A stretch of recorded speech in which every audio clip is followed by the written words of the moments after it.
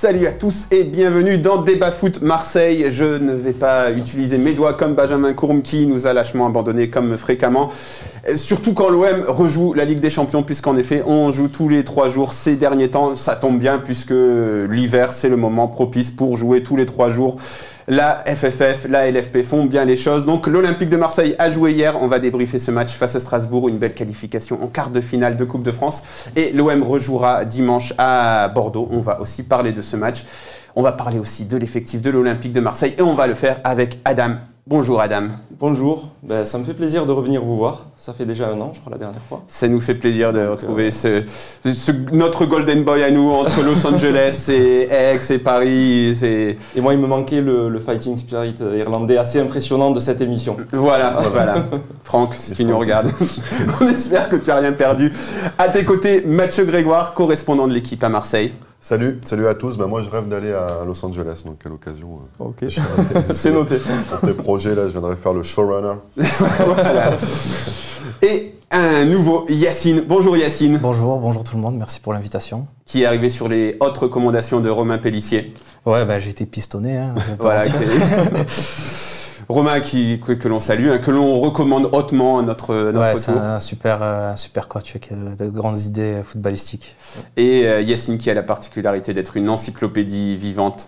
Ouais, je connais tous les matchs, je me rappelle de tous les matchs de l'OM depuis la saison 2003-2004. C'est une machine de guerre. Une machine de guerre. Pour le plaisir, un petit... Attends, parce que j'ai peur, j'ai envie de prendre un truc obscur, mais j'ai peur de prendre justement un club qui était descendu en Ligue 2. Non mais vas-y, tente, je te le dis, hein, je te préviens et tu peux me relancer. Je changeras de saison si c'est le problème. Oui, s'il le faut, t'inquiète. Ok. OM Nantes 2007-2008. Nantes est tombé en Ligue 2, était en Ligue 2 en 2007-2008. Ils sont tombés en Ligue 2 en 2006-2007. Rappelle-toi avec Fabien Mercier. 2006-2007, c'est Nantes OM. Frappe de fou là. Oui, en Coupe de France de Ribéry, oui. Ça c'est Ribéry. Mais non, mais ça en Coupe de France parce qu'il a fait 2 frappes de fou. Il a fait une frappe de fou aussi en 2005-2006. Nantes OM, il y a un Nantes OM avec une frappe de fou de Maréval qui a. Oui, ça c'est en 2008-2009, un partout. Maréval vers la 40e, il a ouvert le score. Et à 10 minutes de la fin, Bakikone, il a d'une demi-volée, il a mis aussi un super but. On a fait un partout. OM Lorient. Et c'était le retour de Ben Arfa. Petite anecdote, parce que je peux te balancer une anecdote. Ben Arfa, c'était le retour de Ben Arfa parce que lors du Classico, il avait refusé de s'échauffer. Il avait pris une grosse amende. Et c'était ce retour. Avec Guéret, c'était amour. Ouais, c'était ça. C'est un petit OM Lorient 2009-2010. Oh, c'est ça. Un partout. Mamadou Niang et Laurent Koscielny qui égalisent. C'est trop facile. Ouais, c'est trop facile. Vas-y Mathieu, c'est à ton tour. Marseille 3, 2005-2006. 2-1 pour l'OM. Ribéry et un but magnifique de Lamouchi et un but, je crois que c'est Sébastien Gratz. Qui réduit le score, mais on menait 2-0 en première mi-temps. Et après, il est là. Après, alors ce match-là, je crois qu'après on enchaîne malheureusement une défaite à Toulouse 1-0, but de Brian Bergogneau. C'était début de championnat. C'était notre première victoire de la saison au Vélodrome en Ligue 1. Nice OM 2005-2006. 1-0 pour l'OM, coup franc de Taillot et Ribéry qui reprend et la spéciale. Les 3 points et on met Nice derrière nous au classement. C'était notre schéma de jeu à l'époque. Taillot, tu frappes fort et tu suis. Plusieurs fois ils l'ont fait ça avec Jeannot Fernandez. Voilà. Vous pouvez pas me battre, On va te tester pendant longtemps, voilà. Mais tout de suite, on va décrasser le match de l'Olympique de Marseille hier face à Strasbourg. C'est parti.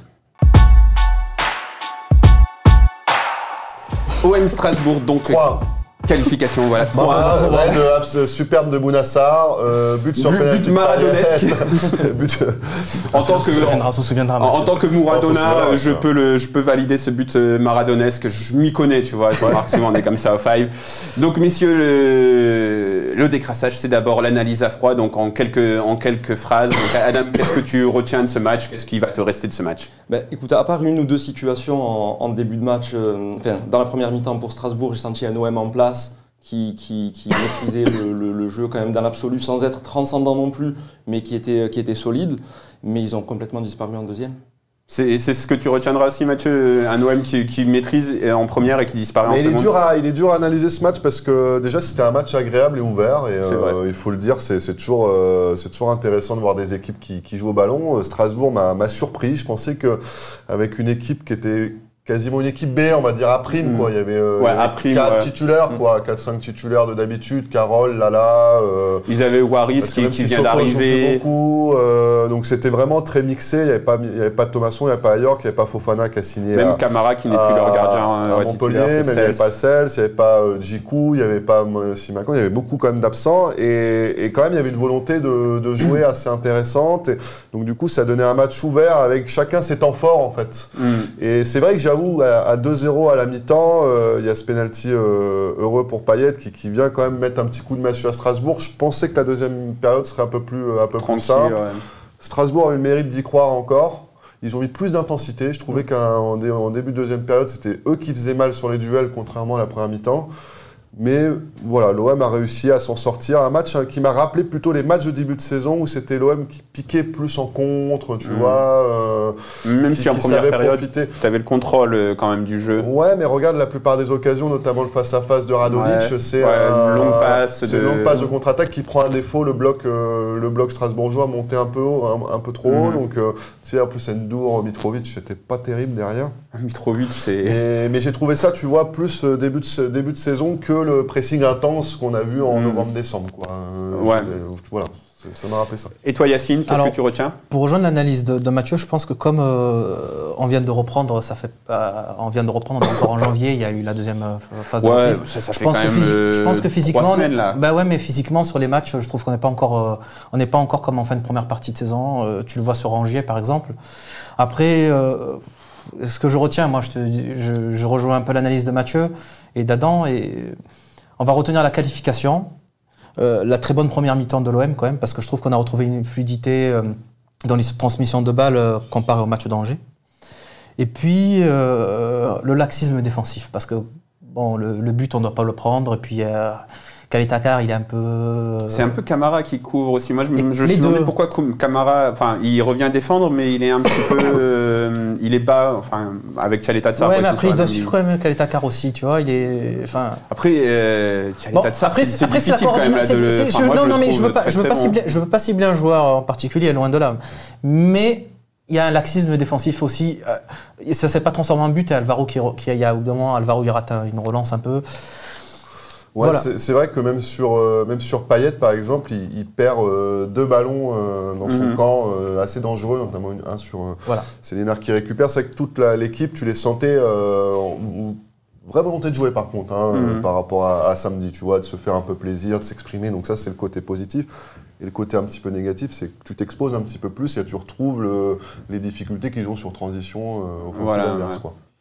Alors, on va enchaîner. Adam, c'est quoi ton fait du match? Est-ce qu'il y a un fait du match, tu penses, qu'il y a le truc le plus important que tu retiendrais? J'ai envie de dire, ça aurait été soit un certain nombre d'arrêts de Mandanda quand même.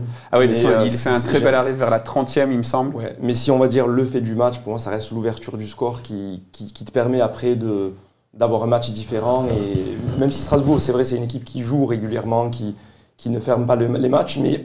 Excusez-moi. Mais du coup, ça permet de tout débloquer assez tôt. Et forcément, j'ai l'impression que l'OM est toujours plus à l'aise en ayant ouvert le score que quand il y a un 0-0 un peu fermé. Ouais, quoi que tu me diras, il y a certaines équipes, quand elles ouvrent le score, elles sont embêtées un peu plus après. Est-ce que vous avez un fait du match différent, quelque chose? Non, je rejoins son avis. Le but de Bounassar, il est fantastique. C'est beau, et puis, voilà. Après, c'est vrai que Strasbourg, comme il a dit Mathieu, ils avaient beaucoup d'absents. Ajorc et Thomasson, ils étaient quand même sur le banc. Donc...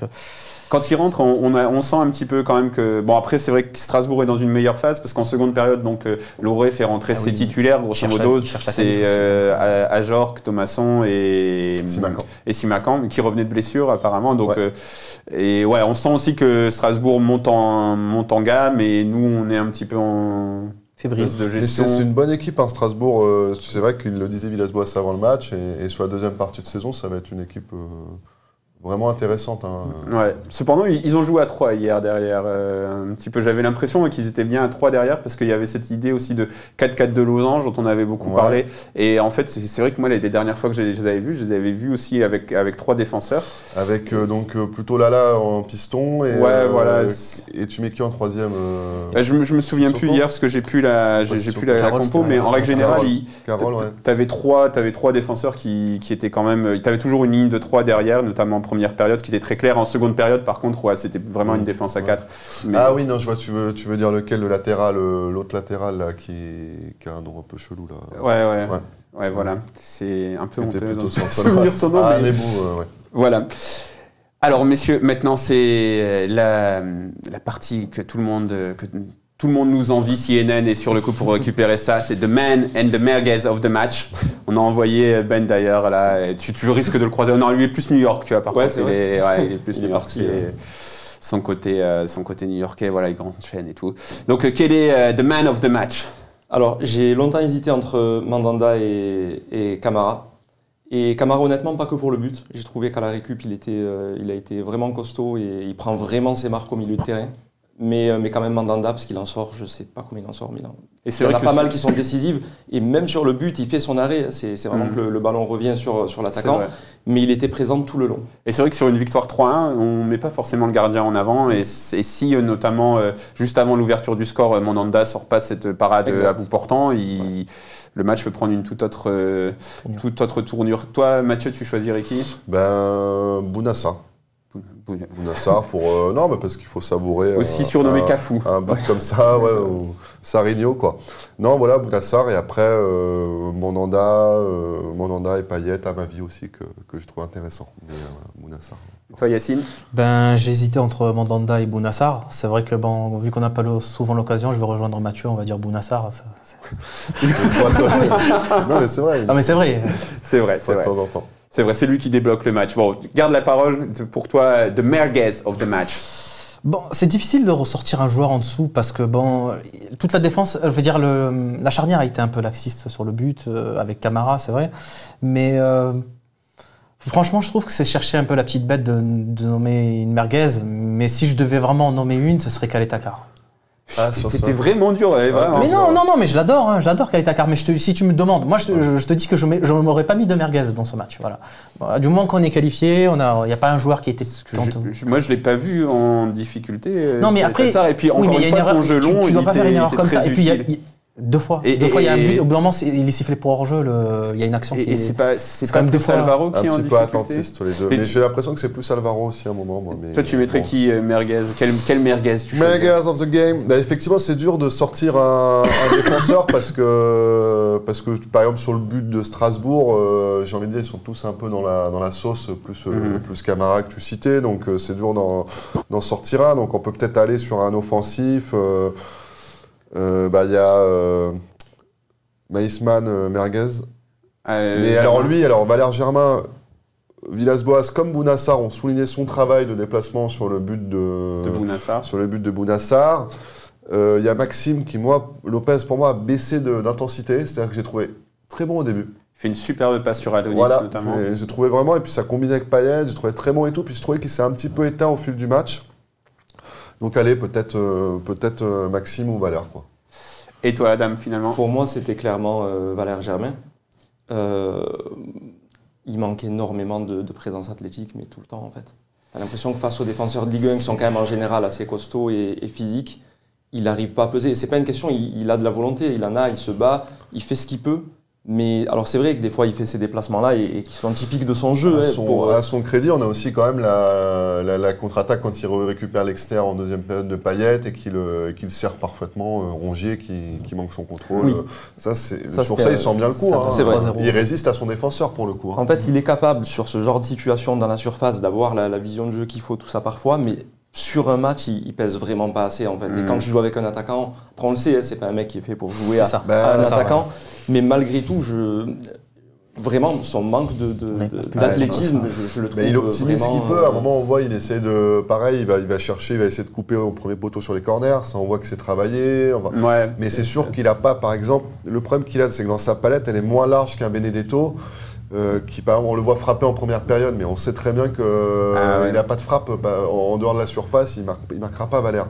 Alors que Benedetto est capable, lui, de te mettre une frappe bien sentie, quoi. Ouais, donc c'est vrai qu'il a moins de dissuasion, il joue à l'intelligence, et parfois ça suffit pas face à des grosses équipes. Ouais. Moi, je pense qu'on touche aux limites. Parce que je me souviens d'une très bonne interview d'Éric Carrière dans SoFoot qui expliquait que, il parlait d'intelligence de jeu, etc. Il disait oui, en Ligue 1, c'est vrai qu'un joueur comme Valère Germain a beaucoup d'intelligence de jeu, mais malheureusement, il n'arrive pas à matérialiser ça avec ses qualités physiques et techniques, où il est trop limité de ce côté-là. Mais sinon, il est super intelligent, mais ça ne suit pas avec ce qu'il pourrait faire. Et à l'OM, justement, où le niveau s'élève, où la difficulté est plus grande, je pense que Valère Germain a vraiment atteint son plafond. Quoi. Il peut pas... à ce poste-là, mais après, voilà, il ne joue pas son poste aussi. Morad a sa décharge. Moi, personnellement, je ne le mets pas dans mes flops parce que.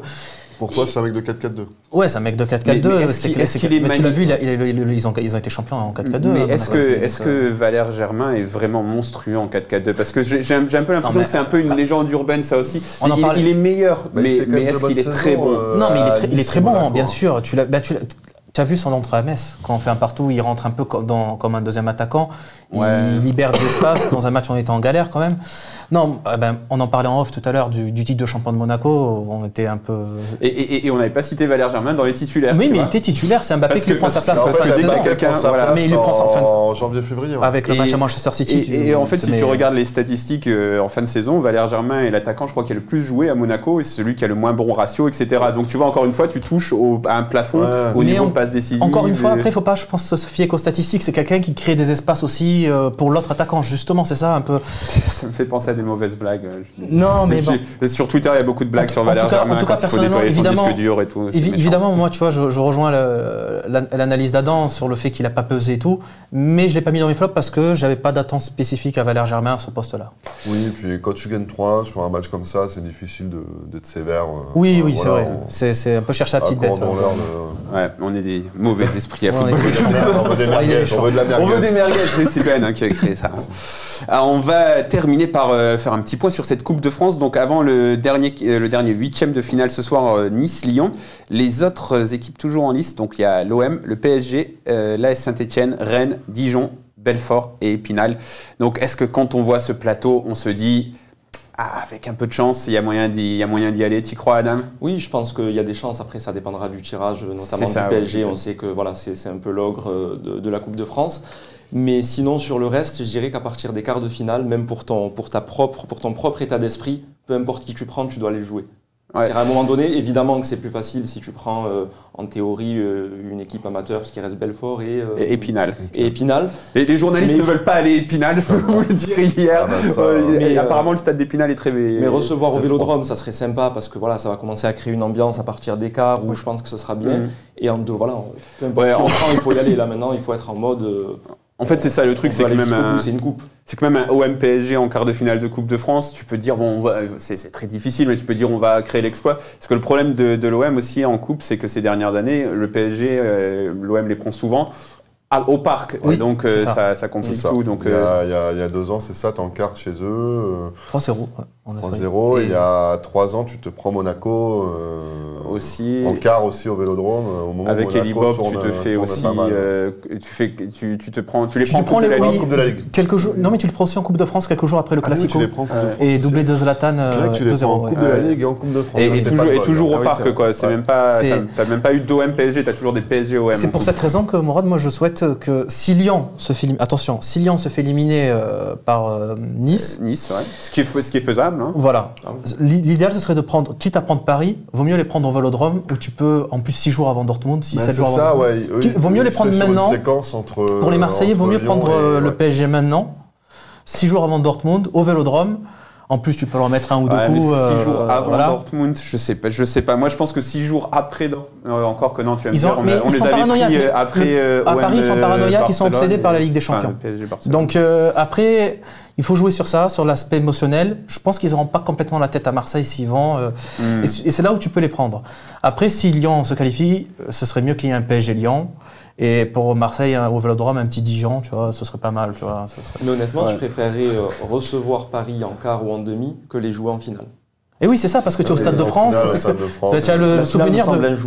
Mais oui, c'est ça. Et puis il y aurait une grosse excitation, ce serait un match excitant, parce que plus que même le truc OM-PSG en championnat où tu sais que tu te fais tout le temps taper, là tu te dirais, bon, c'est la coupe, il y a moyen... Oui, tu fais match nul, tu fais match nul, tu vas au tir au but, tu peux les sortir les Parisiens. Saint-Etienne avait fait il y a quelques années. Oui, en 2012-2013 en Coupe de la Ligue, ils l'ont sorti, ils l'ont gagné derrière la Coupe de la Ligue en finale contre Rennes. Donc, il y avait avec la Love Story, Zlatan Bayelsa. En Coupe de France aussi. Oui, avec Laurent Blanc en 2013-2014, 2-1 au Parc aussi.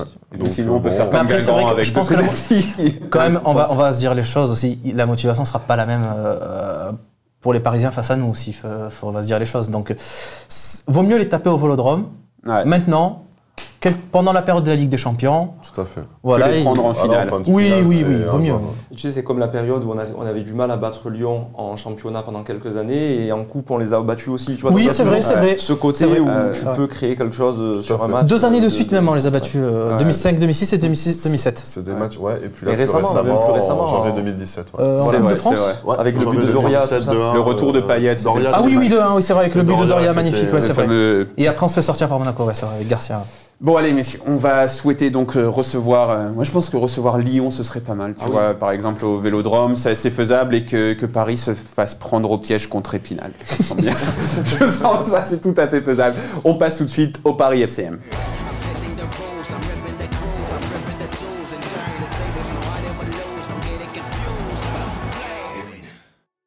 Alors les paris FCM, ça va ressembler à un monologue. Vous arrêtez si vous n'êtes pas d'accord avec les paris choisis ce matin. Donc le premier, c'est le pari Sécure, comme d'habitude. C'est le retour du fameux, du légendaire, les deux équipes marquent. La cote est à 1,79 pour Bordeaux-OM. Donc Bordeaux-OM, les deux équipes marquent. Ça me paraît être crédible. Oui. Et d'ailleurs, Yacine, tu avais une petite. Oui, alors, y a jamais eu, alors sur les 15 derniers Bordeaux-Marseille, il n'y a jamais eu de 0-0 en fait. C'est très simple. Bon, Bordeaux, ça veut dire que Bordeaux a toujours marqué au moins un but. Voilà, et oui, forcément, vu ce qu'on n'a pas gagné depuis 158 000 ans. Donc voilà, les deux équipes marquent. Le pari Sécure, le pari fou, là, c'est plus risqué. Alors, moi, j'étais parti sur une victoire 3-1 de l'OM. La cote est à 17. Mais Yacine m'a dit 3-1, vraiment, tu vas fort. Bon, restons sur 2-1. Donc, une victoire 2-1 de l'OM, 7,90 la cote. C'est bien. Oui, voilà. Bon, après, ça, c'est pari Sécure pour toi ? Pari fou. Pari fou, oui. Le pari Sécure, c'est les deux équipes marquent. Okay. Et pourquoi les deux équipes marquent ? Parce que l'OM est quand même dans une bonne dynamique. J'ai l'impression que Villas-Boas a envie de bien le préparer ce match-là. Et puis la défense de Bordeaux, c'est pas non plus. Voilà. Et puis Bordeaux, c'est le match de l'année, donc ils vont le jouer. C'est ça. Non, oui, je te rejoins sur ce point-là. Oui, un pari fou, c'est vrai que je serais tenté de mettre 2-1 pour l'Olympique de Marseille. Mais bon, c'est.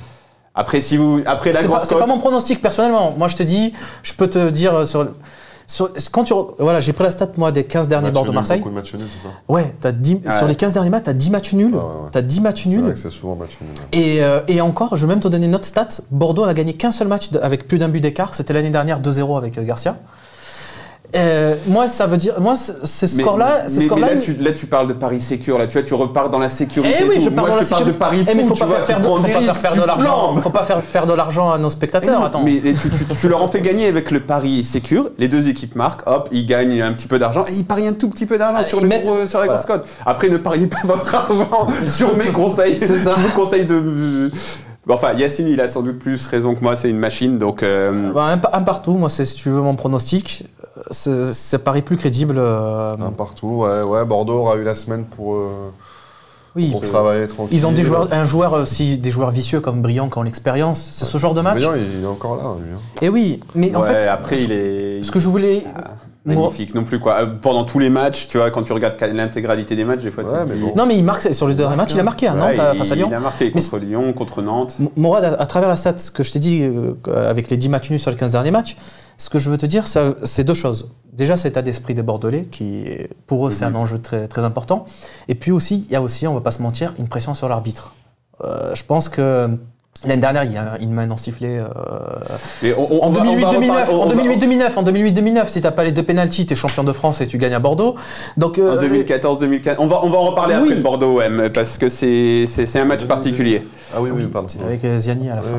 On va faire donc le combiné finalement pour terminer, pour clôturer cette séquence. Alors Rennes-Nantes, et là ce qui est bien, c'est qu'en plus il y a juste les cotes, mais je me souviens donc Rennes-Nantes, on est parti sur le match nul parce que Nantes est assez mauvais à domicile, mais plutôt pas mal à l'extérieur. Et Rennes est le troisième, une équipe très solide. Et en plus, c'est un peu un derby breton. Alors moi, je ne veux pas prendre de position sur est-ce que Nantes fait partie de la Bretagne ou pas. Je sais que c'est très tendu. Je n'ai pas les connaissances suffisantes. Mais en tout cas, Rennes-Nantes, match nul, la cote est à 3,10. PSG-Montpellier, victoire du PSG, la cote est à 1,12. C'est pas génial. Et enfin, Nice-Lyon. Alors Nice-Lyon, c'est vrai que Yacine t'a dit ça va sans doute beaucoup dépendre aussi du match de coupe. Bah ouais, oui, c'est bizarre. Vous avez l'exemple en Coupe de Ligue avec Monaco-Lille. Ouais, tout à fait. 3-0, Lille va gagner 3-0 Monaco, puis quelques jours après, Monaco, il en Et c'est souvent comme ça quand tu as deux matchs. Sauf avec PSG-OM, comme on a dit, avec l'enchaînement championnat-coupe avec Unibop. C'est assez ouvert, ouais. Mais donc Nice-Lyon, moi j'imagine bien Lyon perdre des points à Nice, et donc j'ai mis match nul à 3,50. Moi je vais gagner, moi. Une cote boostée de 12-15, donc voilà, pas trop de risques. Adam, t'en penses quoi? Moi, je suis assez d'accord sur le Rennes-Nantes aussi. Il y aura de l'intensité, c'est un derby, je pense que ça peut se jouer sur un nul. Et oui, pour Lyon, je les vois aussi perdre des points là-bas. Mais tu vois pas Montpellier battre le PSG? Ça me paraît compliqué. Après, Montpellier est une bonne équipe, tu les vois souvent, toi, Max. Ils sont moins solides défensivement que les années d'avant, quand même. Montpellier? Avant, c'était souvent dans les 2, 3e défenses de Ligue 1, et là, ils sont ce qui frappe le plus avec Montpellier, c'est que c'est injouable à domicile. À la Mosson, tu les vois, moi je les ai vus martyriser Monaco, Nice, être tout près de battre Paris, ça se joue à pas grand-chose. Oui, c'est vrai. Et par contre, à l'extérieur, ils n'ont pas le même visage. Ils n'arrivent pas à se transcender comme ils le font. Enfin, ils ont beaucoup moins de réussite aussi. Donc c'est vrai qu'à l'extérieur, ils vont compliquer. Mais à domicile, c'est une des équipes les plus fortes du championnat, mais de loin en plus. Bon, allez messieurs, on va clôturer cette séquence Paris et on va passer à l'avant-match Bordeaux-OM parce que je sens que vous avez très envie d'en parler. On improvise, oui, parce que la rivière n'est pas bonne, nous dit Ryan, puisque normalement on aurait dû parler des joueurs et ensuite de Bordeaux-OM, mais on va d'abord parler de Bordeaux-OM parce que je sens que Yacine, il est chaud bouillant là, il a tellement de choses à dire, donc on fait un petit point.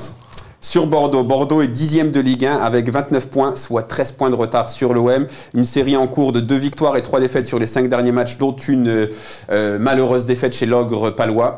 Donc voilà, et pourtant on a l'impression que c'est un déplacement impossible à négocier. C'est tout le paradoxe de cette affiche tous les ans. Oui, non, mais clairement, moi je ne vois pas l'OM gagner, je vais être franc. Après, on peut gagner. On ne sait pas pourquoi, mais je suis presque d'accord avec toi et on ne sait même pas pourquoi. Mais c'est l'aspect psychologique. C'est l'aspect psychologique qui rentre en ligne de compte, tu vois. C'est les joueurs bordelais. Il faudra des joueurs de caractère pour faire un bon match à Bordeaux. Les joueurs bordelais, ils seront surmotivés. Un Jimmy Briand, qui est un joueur qui a beaucoup d'expérience, il peut te surprendre. Tu vois, on parlait du laxisme défensif tout à l'heure. Là, ça peut ne pas pardonner, parce qu'en plus, il est en forme. Il vient de marquer des buts lors des deux derniers matchs. T'as un mec comme Depréville. Mais là, il a claqué un but les deux derniers Bordeaux. Et l'an dernier, il est vraiment dans le dur. Et puis, Bordeaux-OM, il se réveille. Il sort une masterclass. Mais voilà, après aussi, moi, je pense aussi, après, ça n'engage que moi, je tiens à le dire. Pour la Ligue, c'est quand même mieux aussi que l'OM ne gagne pas. Pourquoi? Parce que pour les affluences TV... Ah mais pas d'accord. Non, mais je vais te dire pourquoi. Je vais te dire pourquoi. Je vais te justifier mon propos. Okay.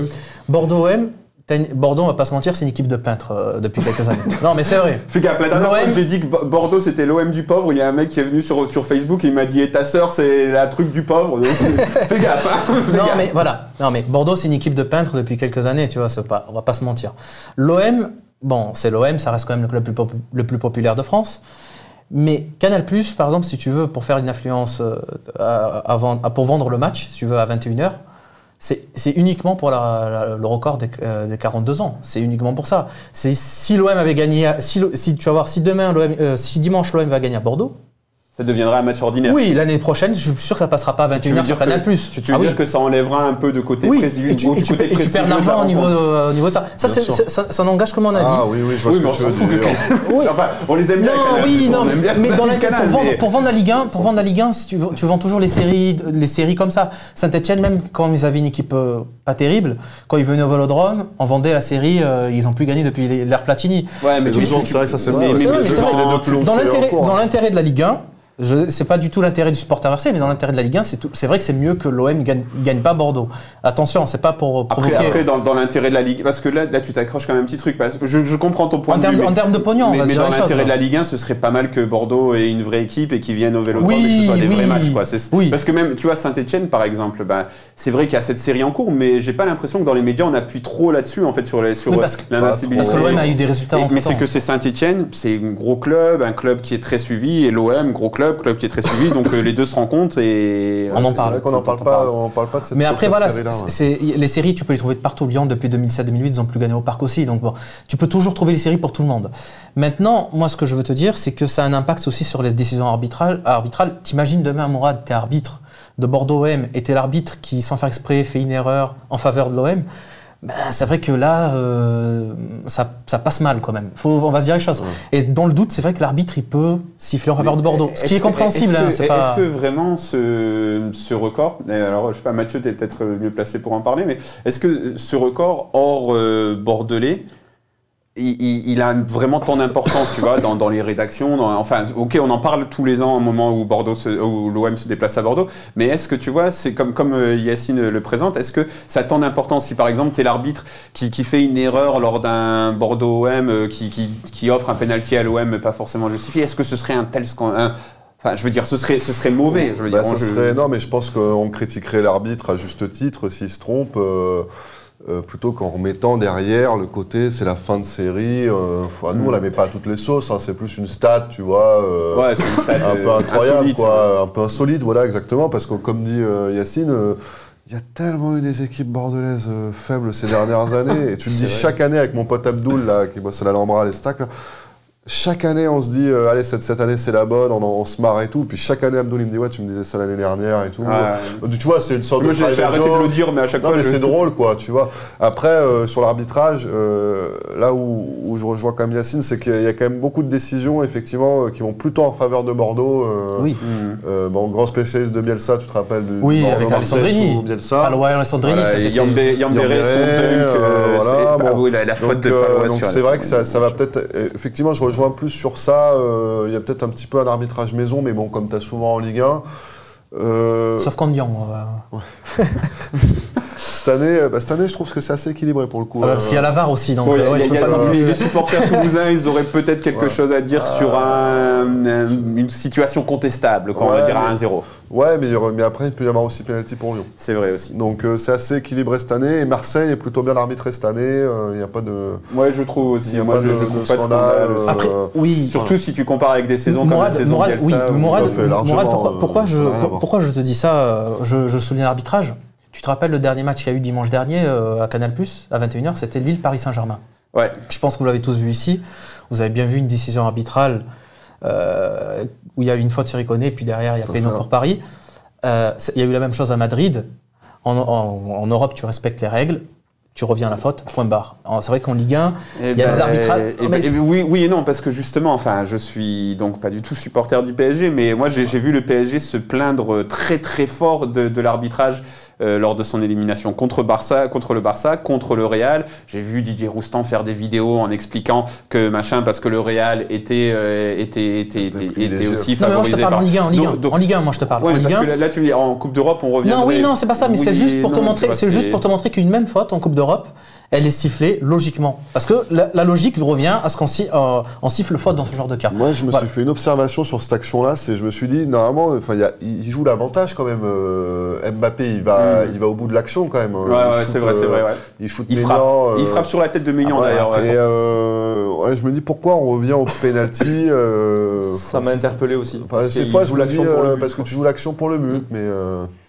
Oui, bon après c'est vrai que l'arbitrage a souvent été en notre défaveur, etc. Mais c'est un petit peu Enfin, moi je pense que l'arbitrage, il faut travailler dessus, etc.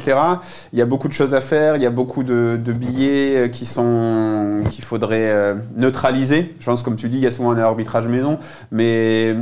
Enfin, j'aime pas trop me cacher... Il faudrait harmoniser, voilà. J'aime pas trop me cacher derrière ça, parce que à Bordeaux, t'as aussi des trucs mais invraisemblables, quoi. T'as Djibril Cissé, je me souviens une saison, mais le ballon lui revient, il est à 5 mètres et il frappe, mais il a jamais raté une frappe comme ça de sa carrière. William Baker, il il y a 3 ans, là, quand tu fais un partout. Oui, un partout avec Vainqueur. Et Vainqueur a une belle occasion. En fin de match. Ouais, en fin de match, il est bien placé. C'est Bafé Gomis qui avait égalisé. Ouais. Et ouais, tu te dis.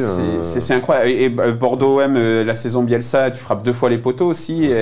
Oui, mais après, Morad, je veux dire, c'est pas. Loin de là, je parle de manière neutre. On peut quand même souligner que l'arbitrage il était scandaleux à certains moments. Moi, quand je t'ai souligné 2008-2009, c'est sûr que ça remonte à longtemps pour les gens. Tu vois, le problème, c'est que. Mais il y a le titre de champion derrière. Mais il n'explique pas. Oui, ça c'est intéressant. Mais moi, sous Bielsa, je suis d'accord sur les histoires d'arbitrage. Mais effectivement, ça n'explique pas 42 ans. Voilà, on est dans les rationnels. Oui, bien sûr. Mais je te dis juste que sur les dernières années. Ça peut aussi tourner en la faveur de l'OM s'il n'y a pas certaines erreurs d'arbitrage. Tu vois, et la série, elle se serait arrêtée. C'est possible, mais pour moi, ça fait partie des trucs que tu comprends pas, genre. Tu sais pas pourquoi. C'est psychologique. Pourquoi tu rates des occasions toutes faites, pourquoi tu frappes sur le poteau, pourquoi ça tourne toujours en ta défaveur. Mais après, au-delà de ça, toutes les séries finissent un jour. Ouais, c'est vrai. Et au-delà, en fait, je me dis qu'à un moment donné, on a aussi une dynamique sportive cette année qui coupe avec ce qu'il y a eu sur les années précédentes. Et tu peux avoir une possibilité, c'est-à-dire que j'y croirais plus sur une nouvelle année avec Villas-Boas comme cette saison où ça se passe bien au niveau sportif que l'an dernier où on était déjà en difficulté. Après, s'il y a un moment où ça doit arriver, c'est peut-être. Alors moi j'ai envie de te driver, Adam. Tu rames un peu là. J'ai eu ma conversation donc annuelle avec mon ami Abdoul hier. Donc on a analysé qu'est-ce qui pourrait annoncer la fin de série. Nous avons trouvé c'est le départ à la retraite de Marius Trésor. Qui est à Bordeaux depuis des décennies, qui a fait un boulot formidable et qui est après resté une sorte de mascotte ambassadeur. Voilà, donc, le Boli bordelais, Basile Boli. Le Boli, mais non, quand même plus impliqué dans l'administration. il a travaillé un peu plus que Basile dans les bureaux. Basile, c'est plus en dehors des bureaux, tu vois. Et donc, il prend son départ à la retraite, Marius, dimanche. Il va être fêté. Et Marius Trésor était dans l'équipe de 77 de Marseille, qui a été la dernière et qui en plus victorieuse. C'est un joueur important quand même dans l'histoire de l'OM qui a laissé une trace à ceux qui l'ont vu jouer sous le maillot de l'OM et à Bordeaux. C'est un immense joueur. Marius, il y aura je fais un peu de pub pour l'équipe. Il y aura de papier sur lui dimanche. C'est peut-être un alignement des planètes alors. Voilà, on s'est dit c'est peut-être le. J'attends juste que ça se finisse parce que moi j'ai l'impression que tous les ans on se dit. Je me souviens quand Deschamps, tu dis Deschamps il est pragmatique, il va gagner. Bon, t'arrives pas. Tu dis Bielsa, en fait c'est un signe, il est spécial, tu vas gagner. Bon, t'arrives pas. L'année d'après tu dis en fait comme cette saison on est vraiment bidon. C'est l'année où tu vas gagner parce que tu t'y attends pas. T'y arrives pas et tu t'arrives. Moi, tu sais pourquoi j'ai envie de gagner, c'était l'an dernier, parce que j'ai pas envie qu'un entraîneur en difficulté comme Garcia l'an dernier qui faisait n'importe quoi à ce moment-là. Garcia n'a pas tout fait mal à Marseille, loin de là. Oui. Mais si tu veux, il te récupérait ça comme un trophée l'an dernier, là, genre on va gagner à Bordeaux, ça va être notre Coupe de France. Ça, là, franchement, j'aimais pas cette instrumentalisation du truc, tu vois. Parce que ça reste finalement un truc un peu irrationnel, quoi. Voilà, donc c'est pour ça qu'on y met fin, et puis voilà, ça va chambrer sur Twitter, et c'est fini, quoi. Et puis là, tu dis aussi que si on bat Bordeaux chez eux cette fois-ci, vu l'enjeu qu'il y a pour la deuxième place, la course qu'on fait, au niveau mental pour l'équipe, pour l'OM, pas le fait uniquement que ce soit Bordeaux, mais tu termines cette série dans cette lancée-là. Oui, bien sûr. Franchement, ça sera très important au niveau moral. Mais bien sûr, pas une session très facile là, avec Bordeaux-Saint-Etienne, qui sont des clubs chiants à jouer chez eux. Donc c'est sûr que c'est mieux. On va parler de Bordeaux un petit peu parce que tu as parlé donc de cet aspect trophée pratiquement. Donc pour Bordeaux, c'est clair que c'est un trophée. Même quand tu fais un nul, tu fais clapping et tout. Match de l'année, même si tu es tout pourri toute la saison. Et on a entendu donc Costil dans les vestiaires après une défaite contre Lyon. Encore une fois, il y a eu un petit fait d'arbitrage. Enfin, il y a ce but refusé avec un hors-jeu très limite. Mais bon, sincèrement, pour avoir vu le match, Lyon méritait d'en mettre 4 à Bordeaux. Donc bon, bref, mais en tout cas, Costil a encore dit contre Marseille, c'est le match de l'année. C'est pour les supporters, c'est le match de l'année. On voit comment il s'appelle, Enrique, l'ancien défenseur bordelais, qui ressort, qui va mettre des sardines sur Twitter, qui va faire son c'est les rituels. Ouais, voilà, c'est des rituels et Même Carasso, il avait dit qu'il ne faut pas être la génération qui aura perdu contre Marseille. Il avait dit ça en 2015. Carasso qui est quand même formé à l'OM. En plus formé à l'OM, il avait balancé. Voilà, en fait, Bordeaux, il y a aussi cet aspect-là, Adam. Est-ce que c'est ça aussi, c'est le fait, on dit souvent, contre Paris, on dit, bon voilà, Paris, l'OM n'arrive pas à les taper parce que c'est l'aspect irrationnel du match. Est-ce qu'il y a un aspect aussi comme ça avec Bordeaux, pour Bordeaux, quoi, qui ne peuvent pas perdre ce match? Non, eux en tout cas sont archi déterminés, voilà, on le voit comme dans la vidéo, mais ça va se jouer aussi beaucoup sur l'intensité physique, mais le côté irrationnel, j'y crois pas plus que ça. Honnêtement, j'y crois pas plus que ça. C'est dur, quoi. C'est surtout arriver à dépasser psychologiquement le blocage que tu peux avoir de te dire c'est une fatalité. Mais parce que les joueurs, en fait... Parce que Bordeaux sera en fond, c'est surtout... Après, tu vois, tu parles des blocages, mais honnêtement, est-ce que Djoudje, Kaletaka ou Radonjic, Ah non, eux s'en foutent. C'est vrai. Il a un seul blocage, c'est pas Je pense que ça leur passe au-dessus. Ouais, voilà. C'est ça, quand ils commencent un match. Voilà. Et ça leur passe au-dessus.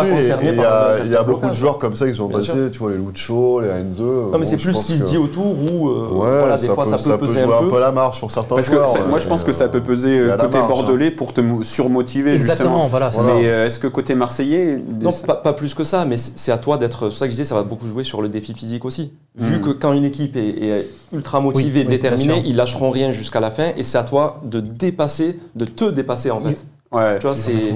Ouais, je sais pas parce plus quoi penser. Pas parce que tu as un blocage nécessairement, mais parce que tu dois aller face à toutes les équipes qui t'attendent. Je suis complètement d'accord avec toi. Ils vont mettre beaucoup d'intensité, Bordeaux. C'est comme un match de coupe. Je pense qu'on va retrouver un duel de coach quand même, parce que Paulo Sousa avait été un peu...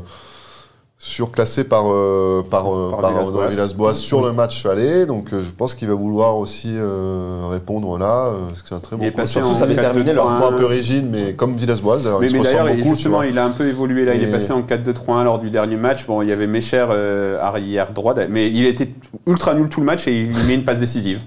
Pour Jimmy Briand qui était Mecher arrière droit, c'est dur quand même, parce que c'est pas son poste. C'est vrai que c'est pas ouf. Et surtout qu'on avait terminé leur bonne série. Exactement. Ils sont un peu dans le ventre mou. Ils ont enchaîné une série de défaites jusqu'à Nantes où ils gagnent en Ligue 1. On leur a fait vraiment mal avec la victoire 3-1. Tu te dis que Sousa peut aussi utiliser ce levier psychologique pour encore plus les booster. Quoi. Et un petit mot, Mathieu, sur le rachat des Girondins de Bordeaux, parce que c'est vrai que devant l'échec du projet Macourte, on se dit c'est terrible, mais en fait le projet de rachat bordelais, c'est pire. Ah bah là, effectivement, tu peux classer un petit peu quand tu regardes les derniers rachats. Tu peux classer quand même les projets un peu rationnels comme Marseille ou comme ce qu'est en train de faire Nice aujourd'hui, qui fait très attention à ne pas répéter justement les erreurs McCourt sur la masse salariale, etc. Ils l'ont dit. Donc, mais n'empêche que tu vois des projets quand même où tu vois une vraie cohérence, tu vois où ils veulent en arriver en fait. On l'avait bien expliqué sur la politique des salaires de l'OM, même si Jacques-Henri nous avait dit big ficelle et tout, bah non, c'était une prise de risque pour aller en Ligue des Champions rapidement. Ça a raté, t'es dans le dur. Mais tu vois à peu près où tu vas, et puis tu as les clubs beaucoup plus trading. Donc voilà, tu as des différents types, Lille. Bordeaux, Lille, Monaco, à un certain stade. Et tu vois que Bordeaux, dans ça, travaille beaucoup moins bien que Lille, par exemple. Lille va au bout de sa logique avec un directeur sportif efficace. Bordeaux, c'est un peu n'importe quoi en coulisses. Hein. Oui, c'est un peu n'importe quoi en coulisses. En plus, tu as des guerres entre les actionnaires. Tu as des guerres entre les actionnaires, tu en as un qui est parti. Tu as... Là, je voyais qu'ils veulent avoir des clubs partenaires comme fait l'OM, mais c'est aux clubs partenaires de payer. C'est un amateur partenaire de payer. Enfin, j'ai vu ça. Ouais. Ça donne une impression effectivement un peu de business, même sur les transferts là. Sousa identifie des postes, ils prennent le joueur qui correspond pas à ça avec Oudin, et en même temps tu as les agents de Sousa qui apparemment seraient sur le dossier aussi avec d'autres. Là, ils vendent Chouameni à Monaco. Ils ont vendu Youssouf à la casse parce que Youssouf ne voulait pas prolonger. Voilà. Là, ils sont sur l'Iranien. Enfin, tu vois, ça part un peu dans... C'est vraiment n'importe quoi. L'Iranien de Rio Ave, ça part un peu dans tous les sens et tu as du mal à avoir de la cohérence, contrairement, je te dis, à des projets qui sont très cohérents, chacun dans leur truc. Marseille, Nice sur l'actionnaire fort et Lille sur le trading, quoi. Lille, on peut dire ce qu'on veut. Moi, j'ai plein de copains comme mes amis Elias, Yous, voilà, du bar des Madets, là, sur Twitter, on a une petite team où on refait le monde, et eux, ils sont très anti-Lille sur le côté trading, et en trouvant ça un peu abusé, parce que c'est le foot business dans toute sa splendeur, avec par exemple, là, tu sais, ils font pression, mais chaque semaine sur Soumaré pour le sortir, et c'est Soumaré qui dit, moi j'ai 20 ans, je veux finir la saison de Ligue 1 avec Lille, quoi. Oui. Tu vois, c'est quand même particulier, quoi. Là-bas, d'être joueur à Lille, c'est quand même particulier. Tu sais que tu peux être vendu la semaine prochaine, hein. Et quand tu vois un Ballo Touré, par exemple, l'an dernier, je vois partir au Mercato, je me dis, mais putain, il est... pour le coup, ils ont bien rebondi sur Koné. L'an dernier, les joueurs comme Pépé et tout ont bien digéré les rumeurs de transfert, mais t'as d'autres mecs qui le vivront plus mal, hein, d'être tout le temps au bord de la vente, quoi. Comment tu vas te motiver au quotidien? Bon, bref. Mais ils arrivent quand même à te faire tenir ça d'un truc assez cohérent encore, tu vois.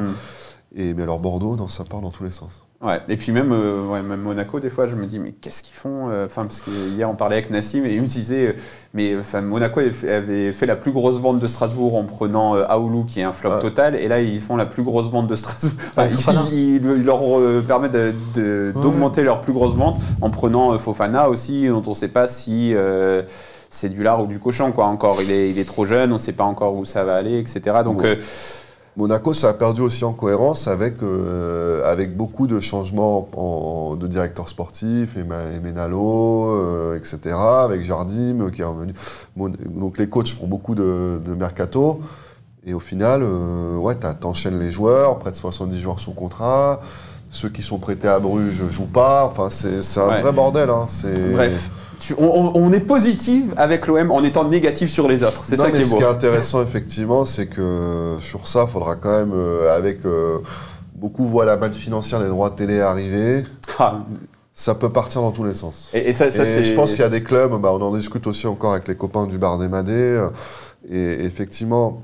Il y a un ou deux clubs qui vont faire n'importe quoi et qui vont sombrer. Ça, c'est sûr et certain. Et puis la manne financière, je pense qu'on la surestime. Ouais. Donc déjà, on va rappeler qu'il y a toujours une négociation en cours pour savoir comment ils seront distribués, ces nouveaux droits. Et ensuite, quand tu vas acheter, je sais pas, un Valentin Rongier, ça risque de te coûter encore 5 millions de plus. Donc au final, lorsqu'on s'extasie devant cette manne financière, moi, je demande à voir comment ça va être utilisé. Voilà, comme toi, je demande à voir comment ça va être réparti et comment ça va être utilisé, parce que je suis pas sûr que ce soit toujours le top d'avoir. Je suis pas sûr. Ça, c'est un sujet. Mais par contre, c'est un sujet à faire aussi, de comment travailler les clubs français, quel impact va avoir le. Ouais, et parce que parce qu'on voit les salaires. Les salaires, bien sûr. Tu vas avoir une inflation des transferts, des salaires. Sur les mêmes bases. Ça va avoir un vrai impact, c'est sûr. C'est sûr, voilà. Donc, et puis quand on voit comment beaucoup de clubs français travaillent, Romain Molina on fait que des vidéos positives sur Marseille, les clubs français, par exemple. Ce qui est marrant, c'est que Marseille s'est foutu dans une crise financière, mais d'une façon très cohérente, en fait. Contrairement à d'autres clubs où c'est plus le bordel, comme tu l'as dit, comme Monaco, etc. Voilà, mais sauf que tu as un actionnaire qui ne peut pas absorber. Je vois ce que tu veux dire sur la cohérence, mais pendant des années, là où peut-être que Rivolovlev peut dire, moi, si j'ai 70 mecs sous contrat, c'est pas grave, je l'assume, quoi. Alors que ma courte dit maintenant, moi j'assume plus, c'est difficile. Bon, on va finir la dernière partie parce que sinon on va jamais la faire. Mais sur la cohérence, je vois ce que tu veux dire, mais d'un autre côté, je suis pas tout à fait d'accord parce que il faut, si t'es parfaitement cohérent, tu fais bien ton pestel et ton SWOT et tu comprends bien le marché du football et tu te dis, j'achète pas Grégory Sertic et Kostas Mitroglou à cet âge-là en prenant un tel risque, etc. Mais on passe à la dernière partie et les joueurs clés, les joueurs potentiellement qui peuvent changer quelque chose dans l'Olympique de Marseille. On en parle tout de suite. Alors, c'est pas tout à fait qu'ils peuvent changer quelque chose, mais des joueurs en question, en tout cas, les joueurs dont on ne sait pas s'ils peuvent avoir un impact sur cette fin de saison ou pas. Et on va commencer par le facteur X, le potentiel facteur X, s'il revient un jour. Florian Thauvin. Donc, est-ce que vous pensez que Florian Thauvin peut vraiment changer quelque chose à la fin de saison marseillaise? Je sais pas, Adam? Oui, je pense qu'il peut. Évidemment, à la base, c'est un grand joueur. Maintenant, il faut voir comment il revient et combien de temps il met pour vraiment revenir. Et c'est surtout une question d'appréhension de ne pas se reblesser. Ouais, t'as aussi ça qui peut des fois freiner le départ. Mais il y a quand même l'Euro qui va forcément viser aussi. Ce qui vise vraiment. Enfin, je sais pas si tu as quelles infos tu as là-dessus, toi, Mathieu, sur le retour de Florian Thauvin, sur ses objectifs. J'ai eu Elodie Malatré en direct. Elle m'avait dit c'est fin décembre, donc on est largement dans les temps. Non, on ne revient pas sur ces. Rappelons que le FC Marseille avait été un peu chahuté quand il avait dit qu'effectivement il allait avoir des délais. Hein. Donc il reprend la course. La Provence a dit hier, moi j'ai vu l'info que c'était plutôt cette fin de semaine, mais bon on est dans les timings sur les terrains. Faut compter un mois maintenant quoi. Donc ouais, peut-être pour Nantes fin février, puis après pour qu'ils reviennent à 100%, sans appréhension comme dit Adam. On sera fin mars, donc oui, ça sera bien pour la fin de championnat où certains de nos joueurs tireront peut-être un peu la langue. Pour le dernier sprint, en plus. Forcément, c'est une bonne nouvelle.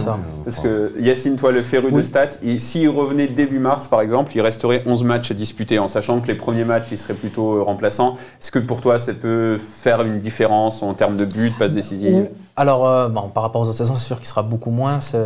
Après, il y a un facteur, comme qu'Adam a précisé, qui est très intéressant, c'est l'Euro. Surtout qu'il y a personne qui s'est imposé à sa place. Les Lemar, les Dembélé, ils sont un peu... Est-ce que vraiment Didier Deschamps aussi Didier Deschamps, c'est pas qu'il mésestime Florian Thauvin, mais je pense que il l'estime au contraire plutôt bien. Et je veux dire, sans le surestimer ni le mésestimer. Et est-ce que vraiment, sur 10 matchs, peut-être même moins, peut-être sur 5-6 en tant que véritable titulaire, est-ce que c'est suffisant pour convaincre Didier Deschamps de te prendre lorsque tu n'es pas un joueur facteur X en équipe de France? Mourad, aujourd'hui, tu es Didier Deschamps, est-ce que tu prends Thomas Lemar ou Ousmane Dembélé? Dembélé, tu le prends ou pas? Tu as Ousmane Dembélé, il est dans une situation... Impossible mais imagine que Ousmane Dembélé, par exemple, fait 10 bons matchs et Florian Thauvin fait 10 bons matchs. Est-ce que, si toi, tu es sélectionneur de l'équipe de France, tu dis lequel peut m'apporter le plus? Oui, avec Dessy, avec Dessy, c'est sûr que tu peux... Je suis d'accord avec toi sur ce point-là, c'est vrai. Tu peux mettre Montpellier en bouteille. Non, mais après, je pense que Thauvin a tout à gagner. La gestion de Thauvin, elle me fait beaucoup penser à la gestion d'un certain Loïc Rémy à la saison 2011-2012. Vous vous rappelez, il y avait l'Euro à la fin. On a pris le risque de le faire jouer avec des infiltrations, tout ça. Il s'est blessé. On a perdu moralement le joueur, donc je pense que déjà la gestion il a perdu une partie de sa valeur marchande. Il a perdu une valeur de sa partie et mentalement, c'était plus le même joueur, plus la même motivation. Là déjà, je pense que la gestion du cas Thauvin, je pense qu'il faut prendre son temps, comme il a dit Mathieu, faire la bonne préparation qu'il faut. Puis mentalement, c'est important pour le joueur parce qu'il faut qu'il ait beaucoup d'affection, qu'on le soutienne aussi dans ses projets aussi pour l'équipe de France. Donc je pense qu'on a fait le bon choix là-dessus. Moi je pense que Thauvin il peut finir avec des stats avec 4-5 buts, 2-3 passes décisives. Et voilà, c'est surtout qu'en équipe de France, il n'a jamais compté sur lui comme un titulaire et c'est plus un joueur dans l'effectif qui rentrera. Oui, c'est vrai. Un joueur de complément. Voilà, donc s'il est revenu en forme, qu'il a mis ses quelques buts, passes D et que physiquement il est stable. Il y a des chances en tout cas. Voilà. Et lui le visera, ça reste un compétiteur. Il faut que je le vois mal se dire je mets une croix sur l'Euro. Il continue d'avoir son réveil en retard. Il y a tellement de blessés, c'est vrai que tu vois, il faudra voir combien revient Kingsley Coman. Il revient à temps. C'est plutôt Kingsley Coman qui a pris des points par rapport à lui. Kingsley Coman a été très très bon en équipe de France quand il a joué, donc. Mais après, Coman est blessé. Et Coman, c'est intéressant parce que Coman s'est blessé un peu. Alors, c'est pas exactement la blessure sur Thauvin, mais c'est la cheville aussi. Et on a vu qu'il a fait 2-3 rechutes. Et il a même dit à un moment, si je continue comme ça, je vais arrêter ma carrière. Il l'avait dit à Hugo Delon de l'équipe. Et donc, il est prudent. Et je pense que Thauvin, il a pris expérience, il a pris connaissance de ça. Il fait attention sur ça. Il y en a qui disent, il met un temps fou à revenir.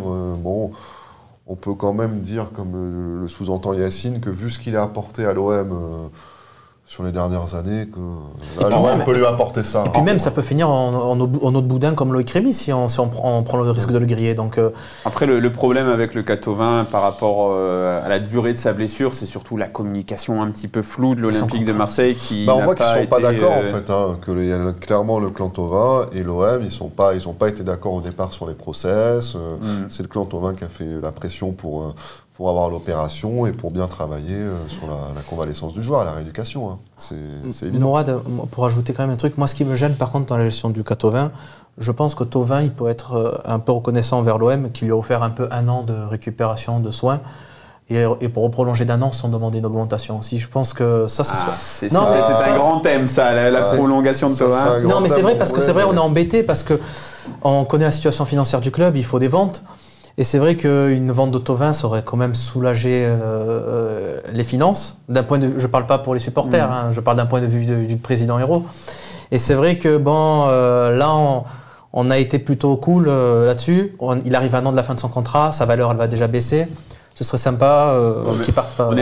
Écoute, des deux côtés, je pense qu'on va plutôt vers... aujourd'hui, c'est plutôt la tendance d'un départ, tu vois. En fin de contrat en 2021 ou... Non, plutôt cet été. Plutôt cet été. Il faudrait, mais après... effectivement, si tu as la Ligue des Champions, est-ce que tu peux pas budgéter quelques revalorisations en prolongation? Voilà, c'est des calculs. Voilà, par exemple, Maxime Lopez, exactement.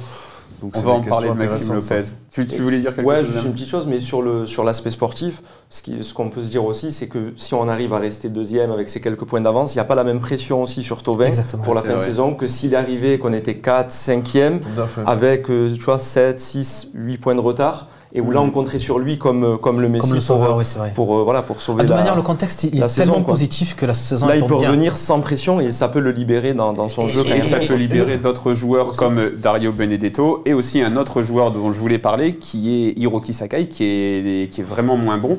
Est-ce que c'est pas ce dont Sakai a besoin, c'est du retour de Thauvin? Enfin, la complémentarité, elle existe vraiment entre les deux, quoi, à la base. Et puis même par rapport à ses limites, Sakai a besoin d'un Thauvin pour pouvoir jouer. Donc, est-ce que tu penses que ça aussi, ça peut permettre de faire c'est des petits facteurs, c'est des petits facteurs en plus, mais effectivement, ça peut rassurer Sakai aussi parce qu'il va retrouver des repères qu'il avait quand même pendant plusieurs saisons et qu'il a un peu perdu jusqu'à maintenant, quoi. Voilà, messieurs, sur Sakai. Alors, moi, il y a quand même un petit truc que je peux ajouter, c'est vrai, c'est un petit facteur, mais je trouve aussi qu'on tape beaucoup sur lui. Sur Sakai? Ouais, sur Sakai. Il a fait beaucoup de déplacements au Japon, on sait que c'est difficile. Physiquement, il a enchaîné les matchs, on ne l'a pas beaucoup reposé. Il a joué blessé aussi, à certains matchs, il a joué blessé parce qu'on pouvait mettre personne. Il a joué arrière gauche aussi. Oui, voilà, je trouve que son niveau, je suis pas sûr que son niveau est réellement autant baissé. Je pense qu'il a aussi une petite méforme qui est normale. Je suis d'accord avec toi. Voilà, et je pense que c'est un joueur qui a tellement apporté, et aussi c'est un joueur qui est tellement irréprochable en termes d'état d'esprit que on doit pas le critiquer. Il a tout à fait raison, Yacine. Qu'est-ce qui nous frappe chez Sakai depuis son arrivée à l'été 2016? C'est son volume physique, c'est son volume de course, c'est son point fort, c'est d'arriver à enchaîner les efforts sur 90-95 minutes. Et après, pour ce qui est du technique, du tactique, on se rappelle de sa première saison à l'OM, il le disait, c'est du work in progress. Et pour le coup, c'est plutôt pas mal, mais ça sera jamais à l'intervalle incroyable. Donc sur ça, il progresse petit à petit, saison après saison, mais la base, le socle de Sakai, c'est ce volume de course. Et cette année, principalement, le problème, il est pour moi d'ordre physique. Ouais. Et en plus, il était très régulier dans ses performances, on était aussi habitué à ça. Et sur 3 saisons complètes où il est vachement régulier, c'est pas pour 3, 4 ou 5 matchs où il est un peu en dedans que d'un coup tu te mets à le détruire. Il est régulier si tu regardes les matchs quand même. Le problème dans le foot, c'est qu'il y a des matchs, comme dirait Gochten. Mais c'est que tu regardes, il y a des gros matchs surtout. Et dès que tu regardes un grand match, très souvent Sakai, sur les grands matchs, il touche chez l'élite. Oui. Mais il a jamais un plafond de verre. En fait, c'est ce que... Mais voilà, on sait ce qu'il vaut en passes décisives. Ça sera jamais 6, 7, 8 passes décisives. C'est pas Attal, il n'y a pas cette finesse technique, il n'y a pas cette vision du jeu. Il y a pas... Voilà, mais même s'il a progressé encore une fois. Mais voilà, cette régularité, il ne l'a même plus cette année parce que, à mon avis, le physique est un peu En fait, ma théorie, c'est plutôt que tu vois que c'était un joueur qui était moyen bon depuis 3 ans, pratiquement sans discontinuer, et que c'était ça qui nous impressionnait un petit peu, cette régularité, et que là, il est moyen mauvais, et que donc, du coup, tu te dis, ah ouais, mais en fait, j'ai l'impression que les supporters ont cette idée de se dire, mais en fait, il a jamais été bon, et en fait, il a toujours été nul, parce qu'il y a un peu cette réécriture de l'histoire, j'ai l'impression, surtout sur les réseaux sociaux. C'est exactement ce que tu dis, c'est un moyen bon. Voilà. On va parler d'un dernier joueur parce que le temps tourne, je vois. C'est alors attention, grande question. Maxime Lopez est-il en voie de germanisation? C'est-à-dire que hier soir, on sort pour faire la fancam avec Ryan que l'on salue, qui est à la réalisation et spontanément, tous les supporters disent Maxime Lopez, il est rené, Maxime Lopez. Spontanément, tout le monde a envie de taper sur Maxime Lopez. Lors du dernier match dans lequel il a été très mauvais contre Angers, tout le monde avait envie de taper sur Maxime Lopez. Et en plus, j'ai l'impression qu'il y a aussi... Il y a eu des sifflets au stade aussi. Quand il y a eu des sifflets ouais, aussi. Donc il y a ça. Et d'un autre côté, en conférence de presse, donc on a posé la question à Villas-Boas, qu'est-ce que vous avez pensé de Maxime Lopez? Et lui dit, je trouve qu'il a fait l'un de ses meilleurs matchs, avec nous, etc. Il a exagéré, il est dans son rôle, il veut protéger son rôle. Ouais. Oui, moi, je sais pas, j'ai l'impression qu'il y croyait vraiment. Non. Lopez, au début de saison, avant l'arrivée d'Angers, il fait 2-3 bons matchs. Même contre Montpellier, il a été exceptionnel. Contre Montpellier, il est très bon. Même à Monaco, je le trouve très bon. Non, je pense que là, il est dans son rôle de protéger les joueurs, le joueur, donc non. Exactement. Après, par contre, attention, je défends pas les sifflets des supporters marseillais. Je trouve que les supporters marseillais sont injustes avec Maxime Lopez. Ils l'ont quand même beaucoup supporté, parce que il a été très peu sifflé. J'y vois le phénomène du scapegoat là, c'est ça, un bouc émissaire là. Oui, voilà. Voilà, mais c'est pour ça que je voulais dire voie de germanisation. Le public marseillais a toujours un mec dans le collimateur. Oui, ça change saison après saison. C'était Morel, c'était Gignac, c'était Morel. Ça a été Jordan Ayew, moi sur 10 ans j'en ai vu plein. Il faut toujours un petit bouc émissaire, un mec sur qui t'aimes bien taper. Ça a été à ma vie.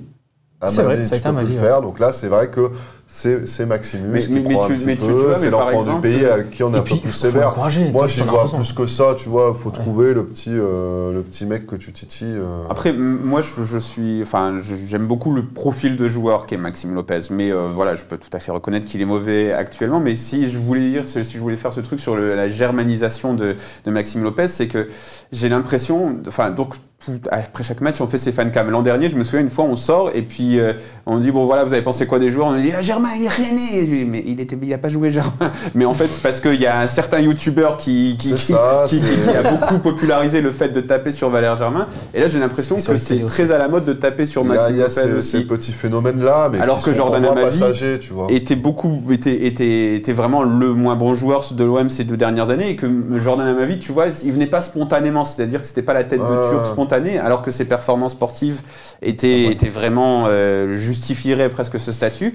Et là, j'ai l'impression que Maxime Lopez, il a ce côté-là aussi qui, autour de sa personnalité, il commence à cristalliser un peu les rancœurs des performances, etc. Des jalousies, je pense qu'il cristallise des jalousies. Il y a beaucoup de gens qui auraient aimé être à sa place, on va se dire les choses. Adam, tu penses moi, j'allais dire, tu vois, ça faisait un petit moment que j'avais pas eu l'occasion de venir au stade. J'ai été choqué à chaque fois. Que parfois son jeu, c'est pas toujours d'accélérer, on sait qu'il est là aussi pour fluidifier parfois. À la moindre occasion, les gens l'insultaient. J'étais vraiment choqué. Ah ouais, c'est vrai.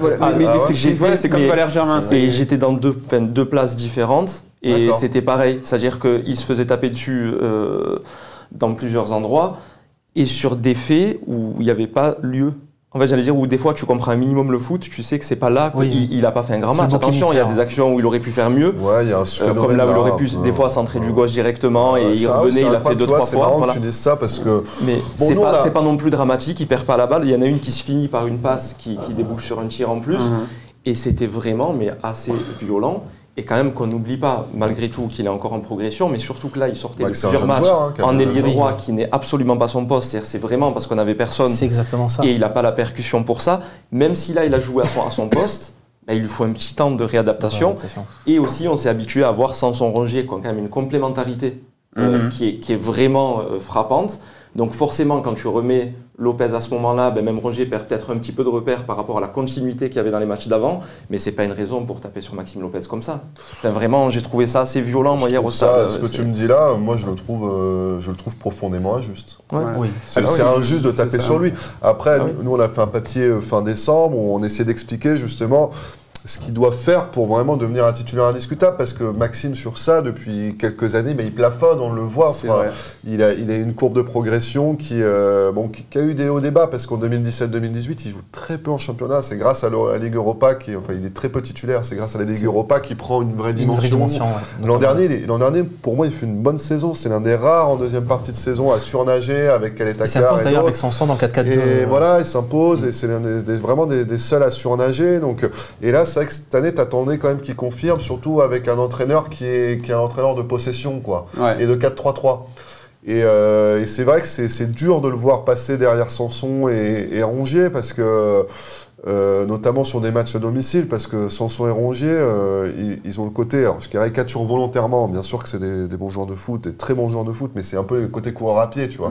Et que lui, tu te dis, putain, à domicile, dans la fluidité technique, il doit t'apporter plus ça, et c'est vrai qu'il est sorti assez rapidement du 11. Quoi. Ouais, mais c'est vrai que je suis d'accord sur ce constat du fait que Maxime Lopez, donc on a découvert ses qualités, on se dit ah oui, très bon joueur. Après, je pense aussi moi qu'il a pâti du fait de passer en 4-2-3-1. Donc à un moment, Garcia le faisait jouer par moment aux côtés de Gustavo, souvent dans des matchs de merde d'ailleurs, des petits matchs où je pouvais lui donner du temps de jeu, mais du coup, son jeu a perdu en risque, en fait, en prise de risque. Il n'y a plus de prise de risque. Oui. Et ensuite, il s'est un peu perdu, et moi ce que je reproche à Maxime Lopez, c'est de ne pas passer ce cap, parce que c'est vrai que c'est un jeune joueur, mais ça commence à faire 3-4 ans qu'il joue en pro, et il faudrait qu'il devienne, qu'il tienne ses promesses, qu'il devienne un joueur important de l'effectif, et il n'arrive pas à s'imposer dans la durée à un endroit, et en fait ça devient un joueur de complément. Après c'est vrai, on a évoqué les systèmes, mais c'est clairement un joueur de 4-3-3. Et si on se souvient, l'année où Garcia arrive avec Sanson au mercato d'hiver, ils ont une bonne complémentarité sur cette deuxième partie de saison. On en parlait avec Yacine, c'est peut-être le meilleur moment de Garcia. Pour moi, c'est le meilleur moment dans le jeu. Le de Lopez, il était toujours disponible. Il arrivait à avoir court parce que tu parles de cette période-là. Cette période-là, et j'allais dire, et même Sanson, tu sais, qui l'année dernière cristallisait un peu des critiques à un moment donné, que je trouvais parfois un peu injuste, c'était aussi. On se rend compte que cette année, le fait de rejouer en 4-3-3, c'est vraiment le poste de prédilection de Sanson et de Lopez. Et pour moi, c'est deux joueurs qui, le système en 4-2-3-1, n'était pas le plus fait pour qu'ils... Mais Garcia sacrifie son 4-3-3 pour Payet, et on voit que c'est peut-être une erreur parce que... après sur cette saison-là, au final... Mais après, c'est aussi là, paradoxalement là, c'est vrai ce que tu as dit Adam, c'est sa meilleure période de Maxime Lopez, mais c'est aussi là où on a vu ses limites, dans les gros matchs où on a pris 5-1 au Vélodrome face au PSG... Ouais, mais il avait 18 ans à l'époque. Non, mais en intensité physique, un Rabiot, il venait, il le mettait à terre aussi. Donc après aussi, attention, je trouve que les supporters sont injustes avec Maxime Lopez, mais c'est un joueur qui a des limites physiques, et dans les matchs à haute intensité, alors je l'alignerai pas. Et je préfère des joueurs comme Sanson qui savent casser les... C'est mon avis. Ça, moi, je pense que ce truc aussi des limites physiques, il a une vraie agressivité. Oui, il a une vraie agressivité, mais aussi il a une vraie agressivité, les coups il les met, et il met des sales coups souvent. Si t'as un peu joué sur des terrains amateurs, tu te dis c'est le genre de mec, j'aurais pas aimé jouer contre lui parce qu'il te provoque un petit peu, etc. C'est un chien de la casse. Mais par contre, c'est pas un ballement non plus, tu vois ce que... Voilà, c'est ce que j'aurais préféré. J'aurais préféré que... C'est pas un rongier, ça se voit par exemple. Mais le vrai problème, moi aussi, je commence à me poser cette question parce qu'il y avait Cosiello par exemple. Moi j'aimais bien le profil de ce joueur, mais je commence à me demander si ce genre de Maxime Lopez, de Cosiello sont adaptés au foot moderne, si ce ne sont pas des cracks, parce que ce ne sont pas des cracks. Le problème de Cosiello, au foot français, mais pour moi, le problème de Cosiello, c'est la réforme du bac. Parce que est-ce que ça va impacter ou pas son bac cette année? Tu sais, il passe cette année. Attends, qu'est-ce que tu racontes là? Non, avec ta tête de poussin là. Oui, non, mais parce que là, tu sais, moi je te suivais, je me disais, mais qu'est-ce qu'il raconte? Ok. Non, mais parce que c'est. Il est temps que Cosiello ait son bac, tu vois. Et, Maxime. Bon, on va pas faire de blagues sur Maxime Lopez, mais ouais, en fait, on peut vraiment se demander. Tu veux dire, est-ce qu'il va à ce plafond-là Tu vois, parce qu'on a souvent comparé à Xavi, Iniesta, tout ça. Après, ils ont eu la chance d'avoir un talent exceptionnel que ces deux mecs-là n'ont pas. Et on a envie de voir des petits formats, etc. Mais est-ce qu'au milieu de terrain, donc en Ligue 1 déjà, quand tu vois ce que sort le football français, quand même, encore une fois, faut avoir une bonne VO2 max derrière, hein, parce que là, on regarde Rongier, c'est encore un beau joueur.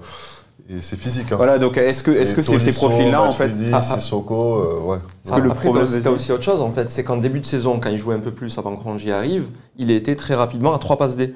Après, il a plafonné là. Mais ça veut dire que quand il jouait, qu'il avait son temps de jeu sur plusieurs matchs régulièrement, il a fait les passes qu'il fallait, et c'est ce qu'on attend de lui. Donc, à un moment donné, il pâtit du fait de ne plus jouer, de rentrer 10-15 minutes. De Villas-Boas, d'aller sur qui paraît logique à ce moment-là.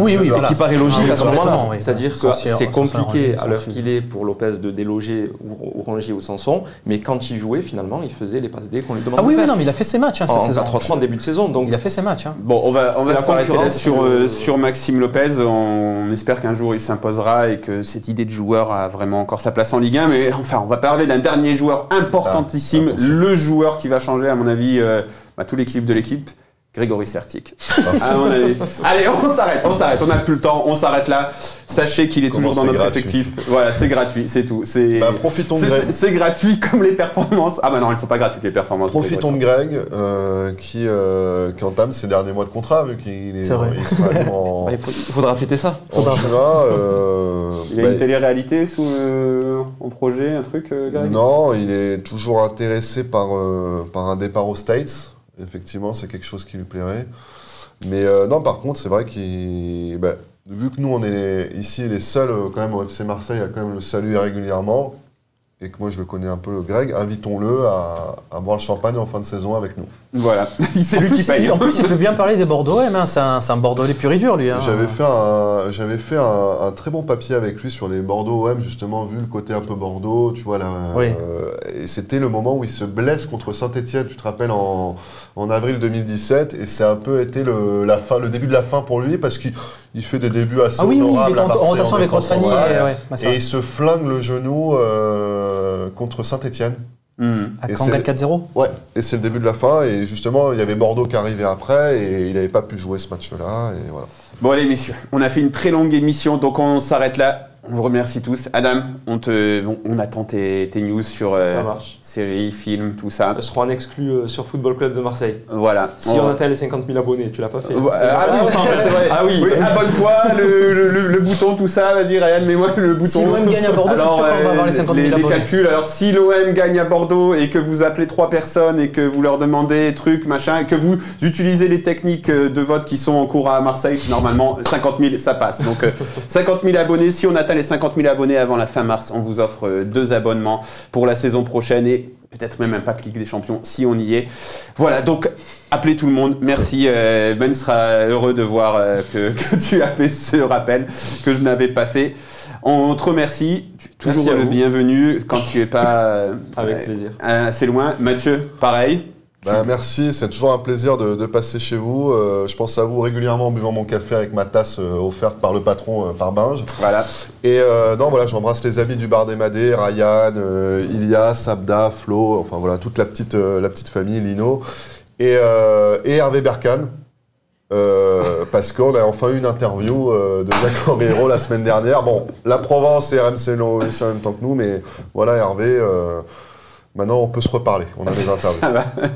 Et Yacine, belle première. Merci. Tu fais un bon premier match. Merci à solide. Ouais, solide. Solide sur ses stats. tu es aussi le bienvenu et merci. Tu seras sans doute de retour très bientôt. On va faire une petite dédicace au passage. Une petite dédicace à mon équipe de foot, Spectre, où en 5 on vient de gagner notre championnat pour la seconde fois consécutive. Ça leur fera plaisir que je les mentionne. Ouais, votre dernier album, la PNL, j'ai vraiment apprécié. Bon, on va s'arrêter là avant que Mathieu fasse une autre mauvaise blague. À très bientôt, on vous donne rendez-vous donc peut-être dimanche et sans aucun doute lundi prochain. Ciao, ciao.